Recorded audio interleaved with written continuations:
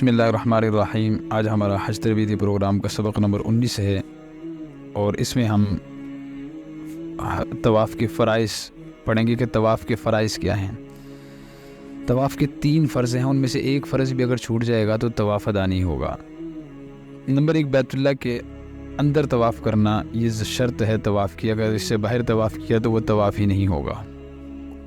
Number 2، طواف کہتے ہیں 4 چکر کم سے کم اور 7 چکر زیادہ سے زیادہ، جو پورے طواف کا نام ہے۔ اگر کوئی آدمی 2 چکر لگا کے بیٹھ جائے گا تو یہ اس کا طواف ادا نہیں ہوگا اور یہ طواف اسے قضا کرنا پڑے گا۔ جیسے کوئی آدمی نفل نماز کی نیت باندھے اور 1 رکعت پڑھ کے نماز توڑ دے تو اسے پھر وہ نفل قضا کرنے پڑیں گے۔ تو یہاں پر بھی اگر کوئی آدمی طواف کے 4 سے کم چکر لگا کے بیچ میں طواف چھوڑ کے چلا گیا تو اس طواف کی قضا اس کے ذمہ واجب ہے۔